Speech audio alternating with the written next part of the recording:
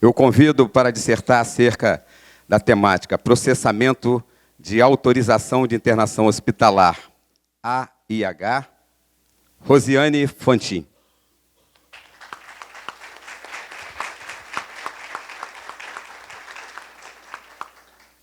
Bem, né, como já fui apresentada, meu nome é Rosiane. Eu atuo, né, há 27 anos, né, como também já foi dito, na área de saúde, né, especificamente na área de faturamento. E estou aqui, aproveito, né, claro, para agradecer ao Jaziel aí pelo convite, né, de estar aqui com vocês. E venho trazer para vocês aí esse tema, né, processamento de AIH e seus desafios.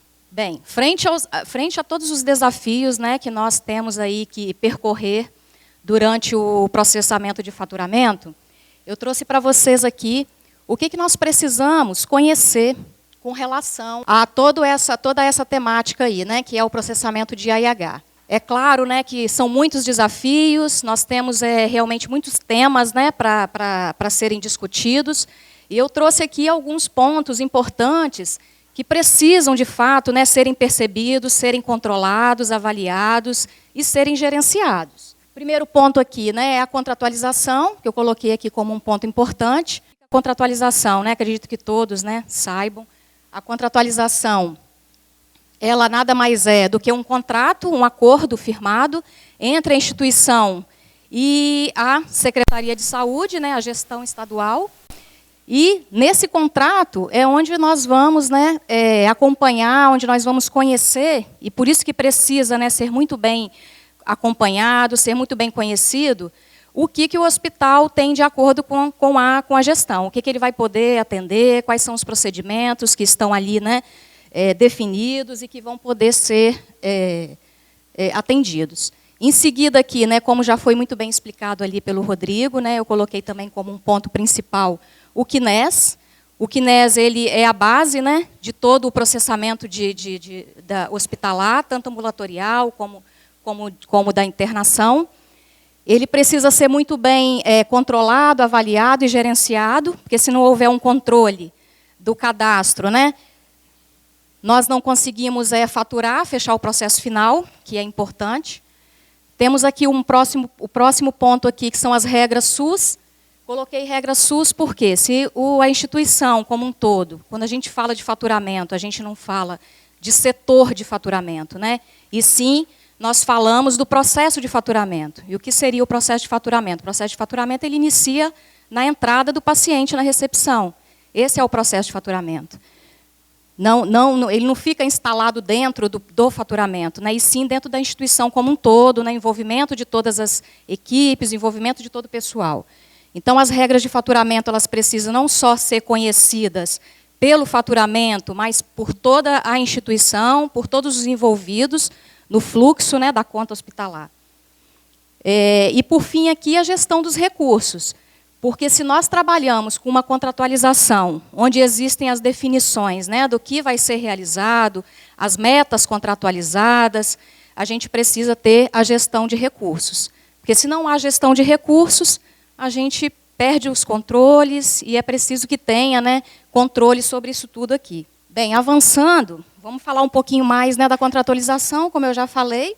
A contratualização, são as diretrizes para a contratualização de hospitais no âmbito do SUS, em consonância com a política de atenção hospitalar. É um documento descritivo, existe lá, né, um documento em que vai colocar para a instituição tudo o que está sendo acordado, quais são as metas, como disse, né, o que vai precisar ser acompanhado, tanto de forma qualitativa como de forma quantitativa, que nós vamos ver aqui a seguir. Na contratualização, existem duas vertentes, né? Nós temos aqui os recursos de média complexidade, que são recursos federais, e que eles são balizados através de valores pré-fixados, né? São repasses condicionados a desempenho de metas quantitativas e qualitativas. E aí, quando a gente fala da média complexidade, a gente está falando de controle. Por quê? Porque a média complexidade, por ela ser uma meta pré-fixada, né, todos sabem que nós recebemos aí previamente ao a produtividade efetivamente apresentada, né, à secretaria. Então, por isso é que ela precisa ser muito bem gerida. Por quê? Os controles eles têm que ser muito bem fixados, né, para que a gente tenha aí as quantidades de acordo com o que foi contratado, e, a partir daí, esse valor pré-fixado, né, ele é acordado em formato de percentual. Existe um percentual que é pago pré-fixadamente, e o que fica para ser pago posteriormente, ele vai ser verificado através das metas qualitativas, que a instituição vai ter que apresentar aí, através de monitoramentos que a secretaria faz junto às instituições, para fazer as verificações, e a partir daí é que os pagamentos são feitos. Ainda aqui na meta pré-fixada, nós temos os incentivos, que são os recursos estaduais. Recursos estaduais são um contrato, né, um acordo, ele faz parte da contratualização, ele fica dentro da contratualização, mas são os incentivos que são pagos pelo recurso estadual. As secretarias, as gestões de saúde que acordam junto com as suas instituições, né, que atendem ao SUS, esses incentivos. Nada mais é do que aqueles serviços em que a secretaria ela incentiva, através de um pagamento complementar, para que o serviço possa continuar sendo ofertado para a população. E o pós-fixado são as altas complexidades, do recurso federal também. E os FAECs, né, que é o Fundo de Ações Estratégicas e Compensação. E aqui o repasse é condicionado à produção, processamento e aprovação. Que aí são as altas complexidades, quimioterapias, hemodiálises, radioterapias, paciente internado de alta complexidade aí na oncologia, por exemplo, que é o caso lá da nossa instituição, né, nós temos a oncologia lá, e que encaixa aqui no perfil aqui do pós-fixado aqui da alta complexidade. Bem, ainda, né, falando da contratualização, porque, na verdade, como tudo está contido nela, então ela precisa ser muito bem acompanhada, ela precisa ser muito bem gerenciada, para que essas metas possam, né, ser alcançadas e que também possam não ser ultrapassadas, né, que é o principal ponto aí, né. Então, nós temos aqui, enquanto contratualização, o acompanhamento, né, desses quatro pontos aqui, que são principais. Cumprimento de metas, existe, né, aqui um acompanhamento que, ao meu ver, ele precisa ser diário, porque se ele não for diário, a gente perde aí, né, perde o fluxo, perde o controle, então ele precisa ser diário. Os procedimentos eles precisam estar sendo acompanhados em tempo, para que essas metas não ultrapassem e que a gente consiga aqui estar alinhado ao que foi contratado. Bem, ainda aqui falando da contratualização, existe lá o acompanhamento dos leitos de UTI. Porque como nós temos, né, no CNES, né, o cadastramento dos leitos, que nós podemos atender os leitos de UTI, então se esses leitos eles ultrapassam a capacidade instalada, e aí a gente também sofre perda, né? A gente sofre lá perda no momento da verificação dos dados que foram apresentados. Temos aqui ainda, né, a produção gerenciável, que foi o que eu falei, que está bem ligado aqui ao cumprimento de metas. A gente precisa estar gerenciando essa produção, porque sabemos que o SUS ele trabalha com pacote, né, são valores fechados, e temos aí alguns procedimentos que são pagos à parte, aqueles procedimentos especiais. Mas, mesmo tendo os procedimentos à parte, os procedimentos especiais, nós precisamos estar controlando muito bem aqui essa produção, para que não haja, né, extrapolamento, né, de utilização de medicamentos, de materiais, então precisa ser muito bem aqui controlado. E também ainda aqui, como um quarto ponto, a regulação de leitos versus internação de urgência. Hoje, aqui no Estado, alguns hospitais, como o próprio hospital onde eu atuo, nós temos lá os auditores da secretaria já atuando, né, intensivamente dentro do serviço. Hoje, eles estão dentro do serviço regulando esses leitos de urgência. Então, nós temos assim o auditor técnico da secretaria, dentro da instituição, olhando para essas solicitações de internação de urgência, verificando se essas internações foram devidamente reguladas junto à Secretaria de Saúde, porque uma vez não estando regulado, a gente acaba perdendo essa internação. Então, hoje aqui no Estado, a gente tem trabalhado aí dessa forma, né, junto à Secretaria de Saúde. Eu sei que não são todos os hospitais, mas a maioria deles já estão trabalhando com o auditor da CESA em loco, verificando essas internações. Bem, o Rodrigo, né, já falou muito bem, né, do QNES, né, mas como o QNES ele é um ponto, né, chave para o processamento da IH, eu trouxe só um pouquinho aqui relacionado, um pouquinho de informação relacionada ao QNES, que é o Cadastro Nacional de Estabelecimento de Saúde, né? Aqui, né, que nós temos que inclui aqui toda a infraestrutura do hospital, leitos disponíveis, tipo de atendimento prestado.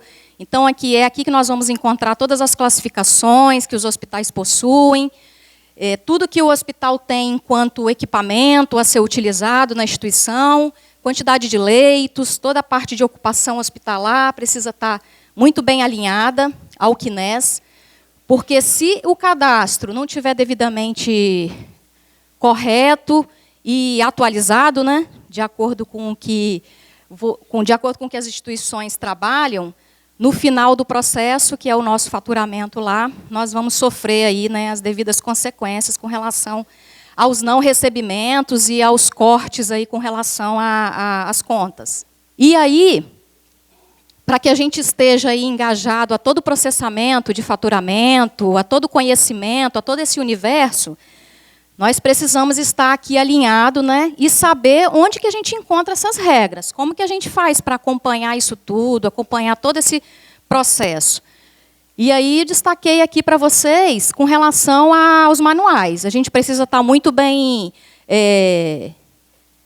ligado a esses manuais, né? Precisamos estar ali sempre com eles atualizados, né? Sabemos aí que os manuais, né, de tempo em tempo eles são atualizados e o DataSUS ele oferta isso para a gente. Então, o manual técnico de AIH, se ele for lido, se ele for acompanhado, nós conseguimos extrair muita informação importante aqui no manual técnico, conseguimos extrair coisas, né, que podemos cobrar para melhorar ainda mais esse processamento. Temos aqui a atualização das portarias, que a gente adquire lá através do DataSUS, né, as portarias de extrema importância que sejam acompanhadas. Temos aqui a tabela unificada, que fica lá no SIGTAP, né, do DataSUS também. Acompanhando essa tabela aqui, a gente consegue também entender todas as compatibilidades necessárias. Sabemos que existem alguns tipos de procedimentos, né, que nós realizamos nas instituições que dependem das compatibilidades para serem cobradas. Quando a gente fala de OPME especificamente, as OPMEs elas têm essa relação, elas estão diretamente ligadas às compatibilidades, e precisa ser muito bem aqui acompanhado. O QNES, como a gente já falou também, que é, né, um processo que precisa ser bem acompanhado. E, por fim, aqui, as atualizações das versões. Sempre que vamos atualizar, e mensalmente, né, essas atualizações elas são feitas nas instituições, junto a essas atualizações, nós temos lá os layames das versões. E aí é importante que esses layames sejam, né, verificados, sejam lidos, para que seja acompanhado quais são as mudanças que estão sendo aplicadas àquela versão. Bem, aqui eu trouxe, sabemos que nós temos vários incrementos, né, através de portarias aí, que são definidas, né, pelo SUS, né, pelo Ministério da Saúde. Eu trouxe aqui apenas uma, porque é a que o nosso hospital lá pratica, né, que é esse incremento da portaria 2947, da oncologia. Então, o que essa portaria traz?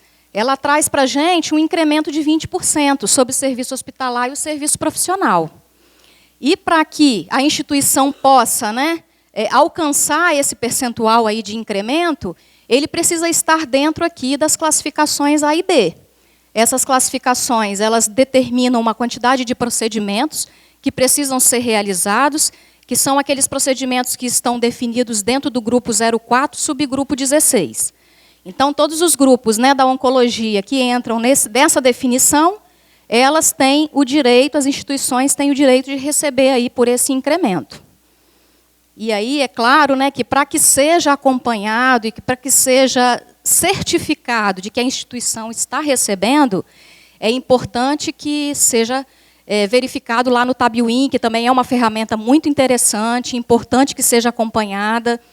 É uma ferramenta que disponibiliza para a gente toda a produção que está sendo apresentada e que está sendo aprovada. E, além disso, ela também informa, né, se houve o incremento, ela vai informar lá no valor financeiro que está sendo aplicado lá, a competência que foi apresentada. Falar um pouquinho aqui da autorização de internação hospitalar.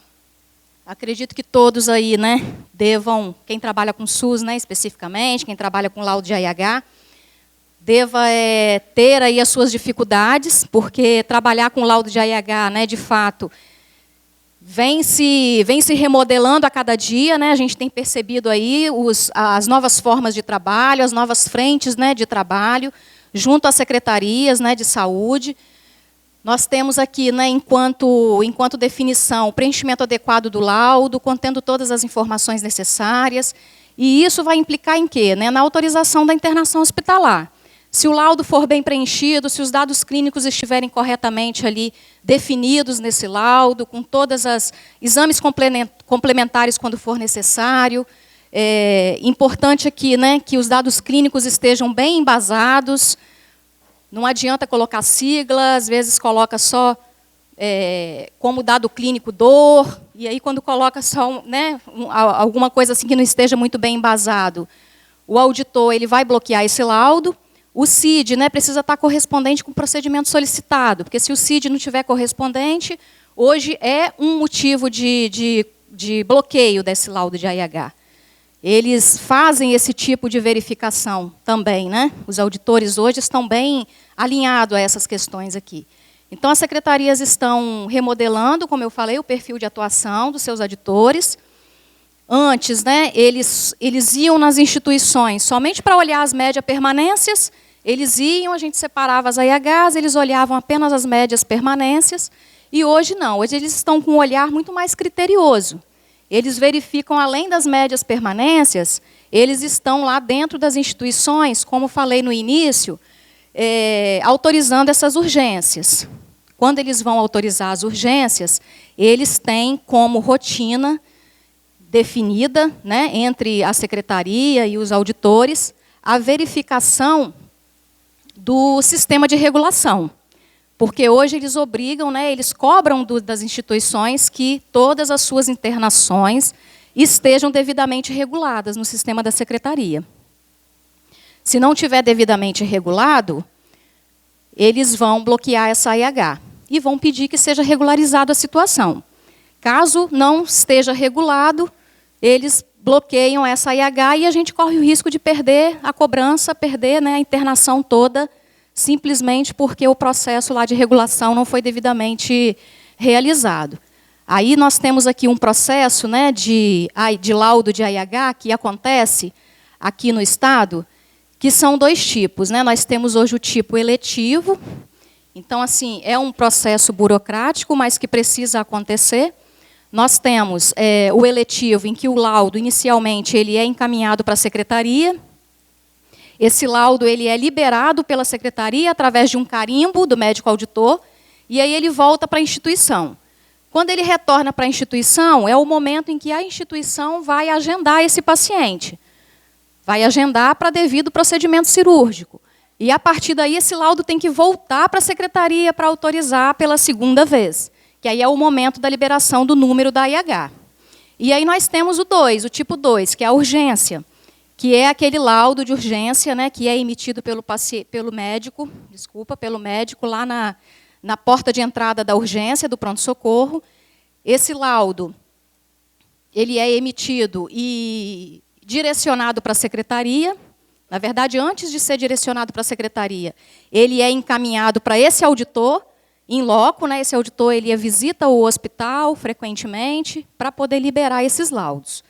E aí ele libera esse laudo, e aí nesse momento que ele vai fazer todo esse processo de avaliação, vai verificar se os laudos estão devidamente preenchidos, e aí, mediante o preenchimento dos laudos, ele libera esse laudo para que o hospital possa encaminhar para a secretaria para devida autorização e a liberação do número da IH. Aí o próximo ponto é com relação aos instrumentos de registro, né, que nós temos na IH. Nós temos 3 instrumentos de registro, que é o principal, o especial e o secundário. Nós temos aqui, em primeiro lugar aqui, como atributo, o procedimento principal. Os procedimentos principais são aqueles, né, que incentivaram a internação do doente, incentivaram lá o atendimento do doente, né? Esse procedimento principal, ele gera a IH, ele é um procedimento que exige o número da IH, exige o laudo, né, de IH, exige a autorização e ele deve ser lançado como procedimento solicitado, realizado e no campo de procedimentos realizados. O procedimento principal. Bem, o segundo aqui, procedimento especial. O procedimento especial, ele não gera IH, exige autorização, mas essa exigência de autorização ela vai depender de uma definição do gestor estadual. Nem todos os gestores, né, obrigam e exigem que essa autorização seja liberada. Na instituição onde trabalho, por exemplo, nós não precisamos autorizar esses procedimentos especiais. Os procedimentos especiais podem ser realizados sem autorização. É claro que precisa ter lá, né, contido no prontuário, aquele documento de mudança de procedimento ou procedimentos especiais, que é um laudo específico, né, que o SUS exige que tenhamos lá no prontuário anexado. Lançado no campo procedimentos realizados e jamais poderá ser lançado no campo procedimento solicitado e realizado. Temos aqui como exemplo alguns procedimentos especiais, que são as terapias nutricionais. Lembrando que a terapia nutricional existe uma portaria, né, que define como que ela vai ser cobrada, qual é a forma de cobrança. Temos aqui as fisioterapias, os procedimentos de enfermagem, que também podem ser cobrados, como curativo grau 2, as hemodiálises e alguns exames, como tomografia, ressonâncias e ultrassonografias. Aqui, ainda enquanto procedimentos especiais, nós temos outros procedimentos aqui que exigem, né, algumas questões, como a permanência maior, que são as diárias acima do dobro do tempo de permanência, e exclui as diárias de UTI. Então, assim, a contagem, né, dessas diárias, para que a gente possa cobrar a diária, a permanência maior, ela tem essa definição. E as diárias de acompanhante, que são para menores de 18 anos e maiores de 60 anos. Gestantes e acima de 18, quando o quadro clínico justificar que o paciente precisa ser acompanhado. As diárias de UTI, que também são, né, definidas como procedimentos especiais e têm os seus valores, né, elas são definidas de acordo com as classificações, tipo 1, 2 e 3. Cada instituição possui a sua classificação e cada classificação tem um valor definido para ele. E as OPMs, que é necessário comprovação do uso através de registro em prontuário, e além do registro em prontuário, é necessário que a nota fiscal e cadastro do fornecedor junto à Anvisa. Essa nota fiscal ela precisa constar no prontuário. Nós não temos auditorias frequentes, mas é exigido pelo SUS, né, que esses documentos estejam contidos. Caso haja uma auditoria, com certeza, isso vai ser cobrado. Procedimentos secundários. Os procedimentos secundários, sabemos que eles não possuem valor, né, eles são zerados nas tabelas, mas eles não que por isso eles não precisam ser registrados. A gente precisa manter os registros para que possamos ter estatísticas, né, possamos ter lá a comprovação de que o serviço foi realizado. Então, ele não gera IH, não exige autorização, é lançado no grupo de procedimentos realizados e é pacote agrupado. Pacote agrupado porque ele contempla o serviço hospitalar. Por isso que ele é o pacote agrupado. E, como exemplo aqui, os exames laboratoriais e as radiografias. Temos outros, né, diversos, né, nebulizações, gasoterapia, alguns procedimentos de enfermagem também realizados e que são zerados. E aqui, por fim, eu trouxe para vocês aqui, na realidade, né, dos hospitais aqui da região, algumas rejeições que nós sofremos quando vamos processar as nossas AIHs, né, junto à secretaria. E aí nós temos aqui, né, em primeiro aqui, a AIH bloqueada por duplicidade. Isso aqui é uma realidade nossa, né, que acontece. Acaba sendo duplicado o número da AIH, e aí a instituição que apresenta essa AIH primeiro é aquela que leva, né? Então, infelizmente, quem ficou por último tem que correr atrás de um novo número, e aí a gente identifica muito isso aqui. A AIH bloqueada, mas conseguimos resolver em tempo. A AIH bloqueada por solicitação de liberação. Nós temos lá, né, as liberações que são feitas pelos auditores dentro das instituições, e eles precisam liberar essas AIHs junto ao sistema, né, ao sistema SUS lá. Se porventura, né, o hospital tenta apresentar alguma AIH, que seja uma de menor permanência, que seja alguma outra situação que exija essa liberação, nós não conseguimos apresentar. E o sistema da secretaria ele vai apresentar para a gente esse bloqueio, solicitação que está exigindo uma solicitação de liberação. E a gente só consegue, né, apresentar se voltarmos com essa AIH e solicitarmos essa liberação. Aí temos aqui a AIH bloqueada por duplicidade de CNS do paciente. Isso acontece quando o paciente, ele às vezes é cadastrado mais de uma vez no sistema, e aí ele acaba ficando com mais de um CNS. E acontece aí o bloqueio em função disso. O hospital não possui serviço classificação exigido, isso aqui está bem ligado ao CNES, né? Quando nós não temos lá, né, as atualizações, quando acontece alguma desatualização com relação à classificação, se tenta apresentar alguma conta que tenha uma classificação exigida e que não esteja lá no CNES devidamente cadastrado, vai haver aí esse bloqueio. CBO é incompatível com o procedimento. Médico que não possui o CBO que o procedimento está exigindo, apresentamos essa AIH com essa, né, com essa falha, e aí o sistema lá da Secretaria de Saúde vai apresentar esse bloqueio. Profissional não vinculado ao CNES com o CBO informado, é aquele profissional que está atuando numa área, né, em que exige um CBO e que não está devidamente cadastrado no CNES. E a quantidade de diárias de UTI superior à capacidade instalada.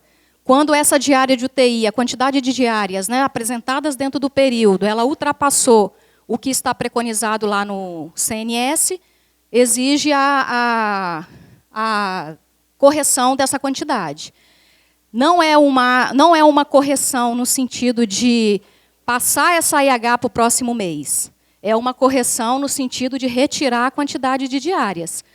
Porque a verificação do sistema, ele não é através da competência apresentada, ele é através do período de realização em que as diárias foram devidamente computadas. Né? O período de 1 a 30, independente da competência que você apresentar, o sistema joga para dentro do período que foi realizado. Então, não tem como corrigir, tem que retirar a quantidade de diárias que ultrapassou mesmo. Bem, e aqui, apresentando aqui a questão de prazo. O que nós temos enquanto prazo, né, de apresentação de AIH? São 4 meses. Nós temos 4 meses contados do mês do atendimento. E, para finalizar aqui, caso a AIH seja rejeitada, a instituição tem ainda mais 2 meses para reapresentação. E aí nós temos um total 6 meses, né, para reapresentar. A gente sabe que aqui no Estado nós temos aí 2 envios, né, nós temos essa condição, né, de dois envios, o primeiro envio e ainda um momento de correção junto à secretaria no segundo envio. E é isso, pessoal. Obrigada.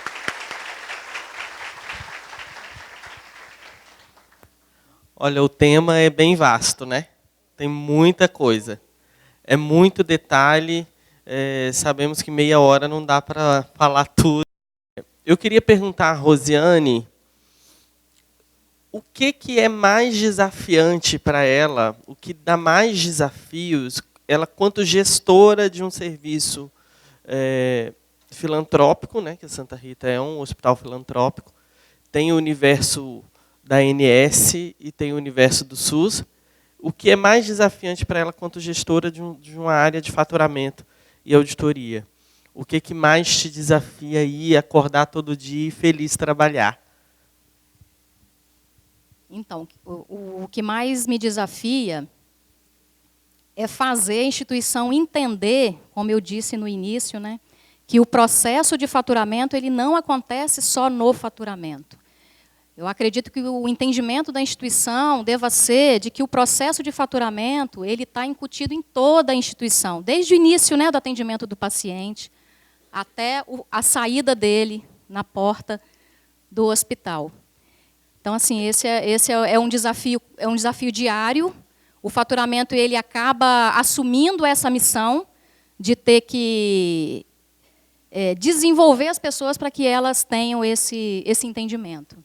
E eu acho que é daí que vem a questão do faturamento, ele se envolver com todas as outras áreas do hospital. Ele precisa se envolver, porque o faturamento não é no setor. Ali processa uma conta, o faturamento inicia realmente lá na portaria. Então, a gente tem que se envolver mesmo em todas as áreas, ir lá, ensinar, qualificar. Faturamento qualifica recepção, qualifica laboratório, qualifica todas as outras áreas, porque é necessário que essas áreas produzam certo para que chegue no faturamento e o processamento seja o melhor possível, né? Bom, quero agradecer muito a Rosiane, ela é uma pessoa que eu já admiro há muito tempo, e o Santa Rita é uma referência aqui no estado para diversos temas, incluindo faturamento e oncologia também, que é um tema que ela dissertou pouco aqui, mas pode ser que ano que vem volte, né, para falar de oncologia, né? É isso aí, estamos à disposição, né? Eu acho que a gente tem que continuar esse trabalho que foi muito bem iniciado aí, né? É um caminho a se percorrer e acredito que tem que dar continuidade.